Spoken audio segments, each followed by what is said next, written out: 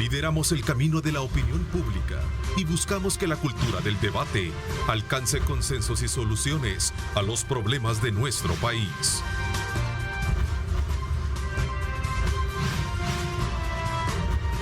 Diálogo con Ernesto López, edición especial.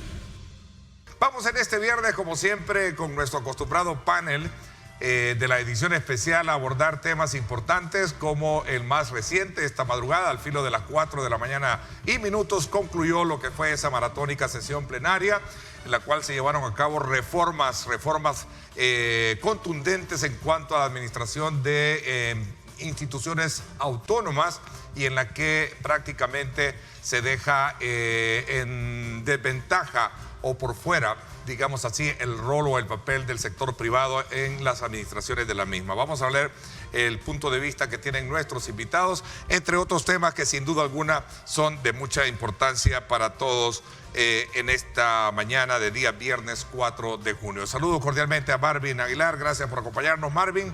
Qué gusto tenerte como siempre acá con nosotros. Bienvenido. ¿Qué tal? Buenos días. Gracias, doctor Julio Valdivieso. ¿Cómo está? Bienvenido. Gracias por acompañarnos. Gracias, Ernesto. Un gusto. Gracias, don Ronald. ¿Cómo está? También. Gracias por acompañarnos.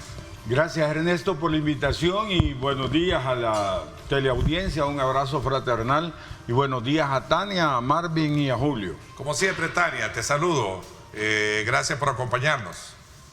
Gracias, Ernesto. Buen día a todos, a toda la audiencia, por supuesto también a Julio, a Marvin y también a don Ronald. Un saludo para todos. El presidente lo anunciaba, ¿no?, en el discurso que dio el 1 de junio en el hemiciclo de la Asamblea Legislativa, que el siguiente paso era comenzar a desmontar lo que él llamó o definió el aparato ideológico del Estado, ¿no?, en el sentido de que los grupos de poder, los grupos económicos, habían tenido presencia en toda una serie de instituciones autónomas, que hay que reconocer que ha sido una parte de la historia, ¿no? Generalmente la mayoría de autónomas nacen allá por los 50 y estábamos dentro de un régimen militar que obviamente era el representante de la oligarquía terrateniente en aquel momento, ¿no? El culmen de esto, el clímax de esto fue cuando el secretario o el director general del sector empresarial de Arena era también parte de un puesto directivo en CEL, por ejemplo, ¿verdad?, que era considerada como la gallina de los huevos de oro, la CEL o la caja chica del gobierno durante muchos años. Entonces el director general del sector profesional, del sector empresarial de Arena, era miembro de la junta directiva de esta autónoma. Entonces pareciera ser que, digamos, Arena llegó al punto de ser de manera descarada y abierta ciertos vínculos con ciertos grupos empresariales, no con todos, porque hay que decirlo, o sea, es decir, quienes tenían acceso a estos puestos en las juntas directivas de estas autónomas era gente vinculada además al gran capital, a un grupo del gran capital. Entonces es así como tenían acceso a saber hacia dónde se iban a desarrollar las ciudades, a dónde iban a ser los proyectos de agua para hacer colonias, para hacer inversiones, a dónde estaban los mantos acuíferos más importantes, dónde se podía permitir poner fábricas, es decir, a dónde se iban a hacer las construcciones a futuro y poder comprar tierras cercanas a estos proyectos. Entonces, de alguna manera, creo que si se hace para limpiar esto que se conoce la libre competencia, ¿verdad?, para poner reglas claras de que la gente pueda, beneficiarse de una manera sana y honesta dentro de los negocios, pues bienvenida esa reforma. Se ha hecho de manera legal, ¿verdad? Es la Asamblea Legislativa la que tiene que reformar esas leyes, se ha reformado. Si los sectores involucrados creen que se ha cometido una ilegalidad, pueden recurrir a la Sala de lo Constitucional y poder, de alguna manera, revertir esta decisión. Que yo totalmente de acuerdo. Si ese era uno de los brazos de la oligarquía con los cuales usufructuaban esta sociedad, claro, espero que cambien de verdad las cosas. Yo espero que haya cielos abiertos, por ejemplo, para los vuelos aquí. Yo quiero que venga Iberia, quiero que venga Copa. ¿Por qué nunca vinieron estas empresas y a nuestros hermanos lejanos le cobraban los vuelos tan caros? ¿Por qué? Porque había un monopolio, porque desde ahí se controlaba el mercado. O sea que no es cierto que aquí había libre mercado si teníamos un control desde esa perspectiva. Entonces me da la impresión que qué bueno que se cambia. No es la incidencia de la empresa privada, es la incidencia selectiva o disminuida y no inclusiva de la empresa privada. Y eso esa situación se replica no solamente en ese ámbito, porque en realidad, en cuanto a las elecciones para los candidatos de magistrados y FEDAES, si uno no está asociado, es decir, yo no estoy asociada a ninguna asociación de abogados, es mi derecho no asociarme. Al igual que en las empresas, los empresarios no están obligados a estar asociados a ANEP, por ejemplo. Sin embargo, si no están asociados a ANEP, pues eran excluidos de la conformación de estas juntas directivas. Al igual que los candidatos no partidarios, la Constitución nos excluye. La inclusión que no se nos ha dado viene desde la misma Constitución. Para los que no creemos en el sistema de partidos o en la conformación de los partidos o en las bases ideológicas de un partido, etcétera. Es decir, esa es una situación que se replica en diferentes ámbitos y a mí me parece bastante positivo en realidad que se conforme una participación en donde no esté disminuida únicamente a las personas o a las empresas agremiadas en ANEP. Entonces, en ese aspecto, en realidad, ha habido una justicia bastante grande en el pasado, porque eso es lo que ha generado los monopolios. Los medios de producción, al final, todo el sistema político se monta en ellos y al final es la ideología que nos llega a todos. Por eso es que se comprende la parte del discurso del presidente de que se va a desmontar el aparato ideológico. Así es que ya sabemos quiénes son los que estaban en esas juntas directivas, en detrimento de la posible participación de otras personas. Es igual a como pasa con los empleos en el gobierno, que la gente tiene que aprender a buscar, o tenemos que aprender a buscar fuera, todos, cierto. Pero la verdad es que en El Salvador siempre tuvieron oportunidad solamente las personas cercanas a los partidos políticos, militantes de partidos políticos y familiares de miembros militantes de partidos políticos, que lo hemos dicho en otras ocasiones, mandaban a sus hijos a estudiar afuera y luego los traían y los contrataban por idóneos. Con nuestros impuestos los habían capacitado y los habían preparado. Pero bueno, el tema de la inclusión se tiene que traer en todos los ámbitos, en las políticas públicas que va a implementar el Estado. A mí me parece demasiado positivo que haya sucedido esto. Podemos entrar a analizar que siempre hemos criticado el aspecto de las formas y cuál es la ponderación que se puede dar en lo que estaba diciendo el doctor, lo que estaba diciendo también Marvin.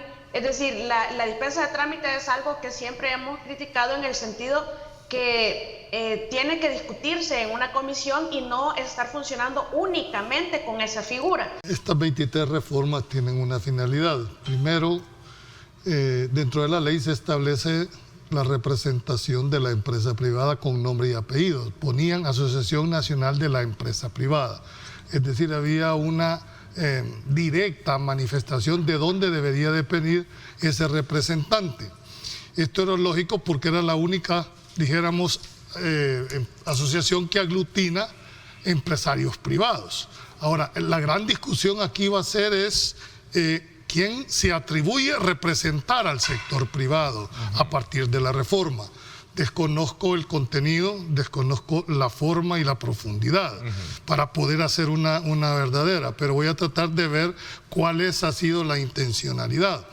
Uno es que en la parte formal, Ernesto, debo de decirlo, no comparto el tema de la no discusión, y no es porque sea potestativo, es que la Constitución establece que todo proyecto de ley tiene que ser discutido, analizado en la comisión respectiva. Es decir, tienen toda la correlación de fuerzas, no veo por qué vulnerar el procedimiento. O sea, la forma no es la adecuada. Tenemos los recursos, sí, a hacerlo, pero, es decir, ha sido una crítica permanente en la anterior Asamblea Legislativa de que esas dispensas de trámite, esas modificaciones de agenda en puntos tan importantes que necesita el país, creo que deberían de meditarse un poquito más. Yo no veo razón cuál es entre una semana y 2 semanas para llegar al mismo punto guardando la formalidad.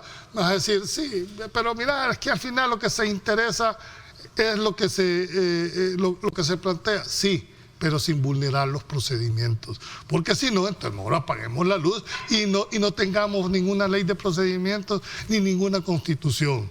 Ni ninguna asamblea legislativa. No habría razón de ser. Yo creo que tienen que tener un llamado a la reflexión en el sentido de ser un poco más tolerantes, ¿verdad? Más prudentes, porque tienen toda la correlación. Yo puedo entender que una modificación es por algo urgente, algo que no se pudo prever, pero un tema de tanta importancia que va a afectar a todo el aparataje, y con toda la razón tienen la visión. Pero lo que pasó esta madrugada es el reflejo de lo que llegó a advertir y a decir el presidente, bien claro. No, si es que yo no estoy en contra de la decisión. Es que quiero que entendas que la decisión puede ser correcta. Si donde yo estoy cuestionando es en la forma de cómo llegar a la conclusión. Ahora, pero hay una cuestión. O te ganas el apoyo popular y en el 2024 revertís esa decisión. Porque es que lo que sucede es esto. Estamos en una... Es que nadie está planteando revertir decisiones. No. Si digamos, o las arreglas, pues, hacer los procedimientos adecuados y la discusión. Pero el punto es que entrar a discutir esto, según lo entiende el presidente, equivaldría a darle largas a una discusión. No, que esa no es justificación. Él no puede justificar eso. Que terminaría en la conclusión de no los podés quitar. ¿Quién dice que no lo has quitado? No, pues? por eso, no, pero si se somete a discusión, si se habla con los sectores, va a poder llegar a lo mismo. Claro. Sí, claro. Por lo menos los anteriores se cuidaban esa formalidad, ¿verdad?, de discusión. ¿Cuántas veces no criticamos en este espacio, en el caso de los buceros, que modificaban a la 1 de la mañana y les terminaban entregando el combustible? Fíjate que en el 2014, cuando crearon la MIPE, ahí se estableció claramente en esa ley desde el 2014 la forma de cómo escoger los representantes de la empresa privada. Ya venían con una tendencia y lo dejaron muy claro. Si aquí el problema no está en si representa a la ANEP o al sector, es cómo se va a decir que viene del sector y el proceso para su postulación. Ese es el punto. ¿Quién lo va a elegir? Y debe de determinarse en la norma para que no quede a discreción de quien está en este momento diciendo a este quiero y a este no quiero. O sea, yo creo que la reforma va orientada precisamente a darle mayor participación o representatividad de más sectores privados. Y habría que ver resultados y pronto. Por ejemplo, lo del azúcar. Cuando yo veo todo esto de la... Pero ahí hay un problema con el Tratado de Libre Comercio. El anexo A de ese Tratado de Libre Comercio expresamente excluye por el tema del azúcar. Aquí nunca ha habido una regulación del precio interno de la misma, ¿verdad? Que es obligación. Pero yo me pregunto por qué es más barata en Guatemala y no me dejan comprar azúcar barata y traerla a este país. Procesos de formación. Así, eso es lo que hay que cambiar. Ok, interesante. Por ejemplo, el Valle del Ángel. Yo veo que siguen dando permisos y permisos a los dueños de eso. ¿Ah? ¿Y cómo lo hicieron ahí? Porque ellos sabían los trazos de las carreteras y todo. No se vale. Es que ese es el tema, lo que hablábamos extra cámara. Pues lo que sucede es que la mayor parte, como lo dice en el discurso muchos ayer en la sesión plenaria, es que la mayor parte del pastel lo agarraban aquellos que estaban representados con injerencia dentro de estas autónomas. Así la reforma es todos los proyectos grandes ahí quedaban. Entonces no había espacio para otros entonces no había libre mercado, ¿verdad? Si la reforma es para evitar que el que tenga más saliva trague más pinol, ¿está bien? Bienvenido. Pues sí, o sea, el problema es que se concentre en una persona. Así, exacto. Eso es autocracia. Cristian Guevara, que es el jefe de la bancada ASEAN, decía textualmente que les quede claro que no estamos en contra de la empresa privada, porque esa no representa solo una gremial. Hay micro y medianos empresarios también, decía él. Es decir, abrimos como el abanico de participación bajo esa lógica de reformar la participación del sector privado. Sí, pero eso no está claro. Solo el presidente elige, entonces caemos en una persona. Debe de estar claro el procedimiento, cómo se va a seleccionar. Entonces, ¿no? Aunque yo sí estoy de acuerdo en que se haga la cuestión. Pero es que se haya reformado que se hayan hecho por supuesto que sí. Lo que no estoy de acuerdo es cómo se van a elegir y quién va a definir quién es empresa privada y quién no. El problema es que siempre fue así. Lo que pasa es que estaba matizado de una manera diferente. Pero ¿quién hacía la propuesta siempre? Es decir, un representante por medio de, al final es lo mismo. Lo que te estoy tratando de plantearte es que la representatividad de este sector... No sea exclusiva. En pocas palabras. Nada raro en las encuestas, ¿verdad? Es decir, no sorprenden. Para quienes leemos la realidad y quienes seguimos de cerca esto en los análisis políticos, una de las grandes labores es estar actualizado. Entonces, para mí los resultados de las encuestas no son sorpresa. Lo que sí hay que tomar en consideración es el tema de la seguridad, ¿verdad? Más allá de que no haya, digamos, muertos en la cantidad que estábamos acostumbrados, sí el número de desaparecidos es algo que preocupa a la ciudadanía, ¿no? Entonces, lo decíamos el miércoles, recuerdo, ¿verdad? El gobierno no puede seguir pareciendo insensible frente al tema de los desaparecidos. Son como 5.000 desaparecidos en estos 2 años. Son más que los muertos. Y en ese sentido, de repente no hay que esperar que se vuelva un gran problema los desaparecidos y sustituya en la preocupación de la gente lo que antes eran los muertos. Entonces, una oficina... La verdad, Marvin, un paréntesis, leí algo que me pareció importante de esto. Antes, por lo menos, tenías un cadáver que velar y que darle cristiana sepultura. Hoy ni siquiera tenés el cadáver, hoy solo te quedas con la pena que se perdió tu hijo. Quizás ese es el reto, lo de los desaparecidos. La policía debe de tener quizás ponerle más atención a ese tema de los desaparecidos. Y a sus propios policías para que no les vuelva a pasar lo de Chalchuapa. Gracias nuevamente por estar con nosotros, muy emotivo, muy... ¿Qué? ¿Sí? ¿Has dado tu opinión sobre la Constitución? No, vamos a ver. Bueno, el discurso del presidente en el contexto de los 2 años de gobierno. Para enlazar con el discurso y cerrar con lo de la encuesta, yo solo quisiera decir el mensaje que también la encuesta le da a la oposición. Le están diciendo renuncien. Tú decís, ¿cuál es la oposición? O sea, los que están ahí arrinconados, los que están ahí en la esquina, a esa oposición le están diciendo a sus dirigencias renuncien, cambien. Yo sigo preguntándome cómo, a pesar de estos resultados de las encuestas, la dirigencia de Arena no ha renunciado, no se ha ido. Ajá. La dirigencia del FMLN, que el FMLN ya no tiene diputados en la Asamblea. No. Lo que hay es 2 diputados de Medardo y 2 diputados de Ramiro. Sí. O sea, cómo esa dirigencia del FMLN, que ha sido incapaz incluso de poner un coordinador en la fracción, no ha renunciado.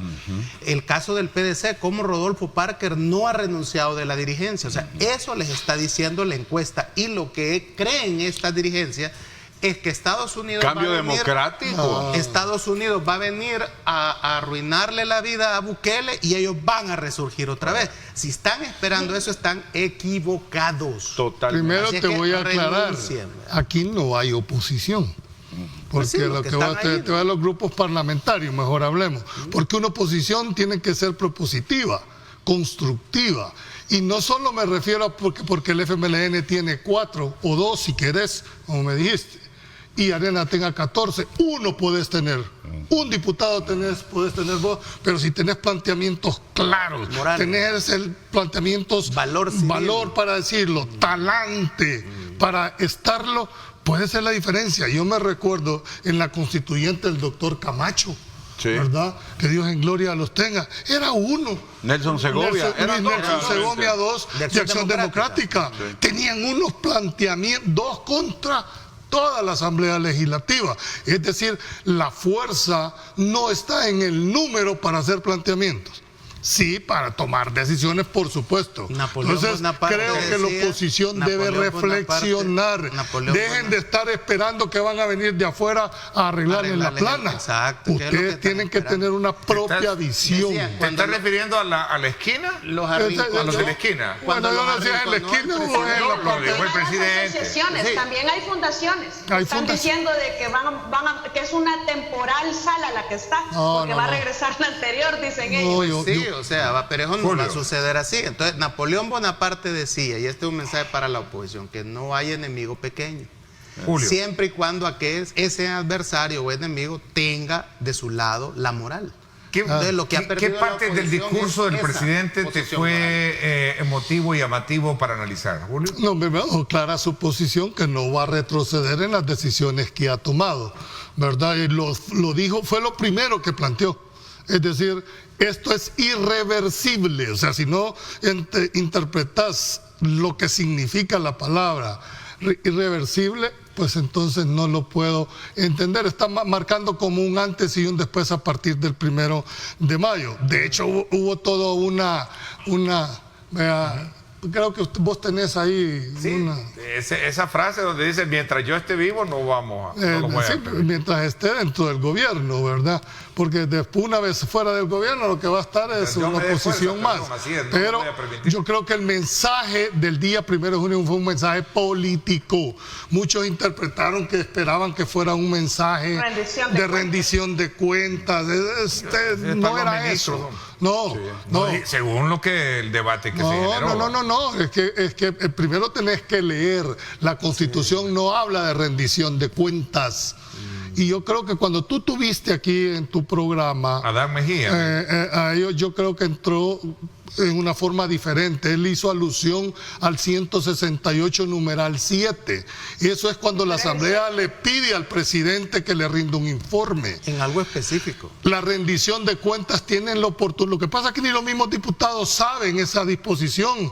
Cuando llegan los ministros a rendir cuentas en los primeros 2 meses del año, todos están volteándose a ver, nadie le pone atención. Es ahí donde le está rindiendo cuenta el órgano ejecutivo por medio del ministro. Es más... ¿Y el reglamento de la Asamblea qué dice? A eso voy. Es más, hay destitución si no lo hace. El tema está en el artículo 64 del reglamento interior de la Asamblea, en lo que se llama sesiones solemnes. Ahí al final estableció que el presidente de la República tiene la obligación de llegar el 1 de julio a rendir un informe a la Asamblea Legislativa. El tema está de cuál es el alcance del concepto de informe. No es rendición de cuentas como se ha interpretado. ¿Cuál es la diferencia entre un informe y una rendición de cuentas? Eso hay que ponerlo en el plano, que por lo menos es lo que dice esta disposición. El presidente está obligado a rendir informe a la Asamblea a través de sus ministros. Es más, la rendición de cuentas. No, es rendición de cuentas. Gracias. La rendición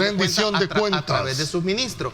Y en esa rendición de cuentas que hacen los ministros, hasta le pueden preguntar los diputados. Claro, lo que pasa es que ni siquiera saben el instrumento de que tenían para hacerlo. Lo puede dar en la comisión respectiva. Vamos, por ejemplo, lo que sucedió con el discurso es que no fue una rendición de cuentas, fue una rendición de cuentos. Bueno, ya es su apreciación de un discurso político. Un discurso político de plaza pública con alfombra roja. Pero, por cierto que yo quisiera preguntar quién vende la alfombra roja. Fueron miles de yardas las que se usan cada vez que el presidente camina por algún lugar. Pero ya voy a traer la alfombra roja para irlo a ofrecer. Pero ya más allá de eso, que es tu interpretación personal de un discurso político y que es válida porque es un discurso político. Sí, pero no fue un informe a la nación, ¿verdad? O sea que incumplió con el reglamento que es ley. Lo que sucede es de que él allí habló de varios aspectos que él ha hecho, que no va a retroceder y lo que venía. Ahora, eso es otra cosa. Mire, no retroceder es una palabra que no existe en política. Ok, veamos que tú me habías pedido un poco en reflexión lo que dijo Adán Mejía en el análisis que tuvimos el día miércoles. Oigamos lo que dice y luego lo ponemos en discusión. Me gustaría analizarlo desde el punto de vista de la Constitución, ya que no fue un evento esporádico, sino que es un evento que la misma Constitución rige, que se debe de dar un informe de parte del presidente. Y voy a leer textualmente del artículo 168 de nuestra Constitución. El inciso 7 dice que son atribuciones y obligaciones del presidente de la República dar a la Asamblea Legislativa los informes que ésta le pida, excepto cuando se trate, oigan esto, excepto cuando se trate de planes militares secretos. En cuanto a negociaciones políticas que fueran necesario mantener en reserva, el presidente de la República deberá advertirlo para que se conozca de ella en sesión secreta. Ok. Porque tú querías hacer reflexión de eso. Sí, no, es que esa no es la disposición. El 168, numeral 7, es cuando la Asamblea le ha pedido informe al presidente. Lo que se estaba revelando es el 168 literal 6, pero esa es la rendición. Esa es la rendición de cuentas que hace el órgano ejecutivo por medio de los ministros cada año. Ese no es el punto. Cada cartera llega a dar su informe. Constitucionalmente no hay forma de justificar eso. Sí, ¿a dónde es que está? En el reglamento interior, pero no está en la Constitución. Lo menos es lo que dice. El tiempo se nos fue. Creo que a manera de conclusión es de esperar cómo va a seguir el curso de la situación. No ha habido un pronunciamiento de la gremial ANET con relación a todavía, creo, a lo que ocurrió anoche en la Asamblea Legislativa. No sé todavía si falta que corra muchísima agua bajo el pueblo. Ahorita estamos viendo, no han abierto las represas de la 15 de septiembre. Te doy 15 segundos tu reflexión final, Tania. 15 segundos. No, estoy de acuerdo, es decir, las relaciones no se van a solucionar definitivamente porque todavía hace falta mucho que cambiar, que probablemente no va a ser de la aprobación de la comunidad internacional. Por lo demás, de verdad que me decepciona mucho que incluso en los tanques de pensamiento no se han pronunciado con el tema de la OEA y Ernesto Mason y otras situaciones, y ahí es donde vemos la selectividad. Pero bueno, hacia el país esperemos que todo siga mejorando. El tiempo se me fue, les agradezco como siempre, gracias por habernos acompañado, nos vamos desde luego despidiendo. Como siempre, agradeciéndoles la participación en este programa, en la cual cada quien es responsable de los conceptos que aquí se vierten, ¿verdad? Y somos una plataforma de opinión periodística en la cual presentamos los diferentes ángulos. Aquí participan las diferentes formas de pensamiento y es precisamente lo que nos hace a nosotros, desde luego, tener ese voto de preferencia de ustedes y de audiencia. Gracias, pásenla bien y como siempre recuerden lo más importante, amar a Dios sobre todas las cosas. Lideramos el camino de la opinión pública y buscamos que la cultura del debate alcance consensos y soluciones a los problemas de nuestro país.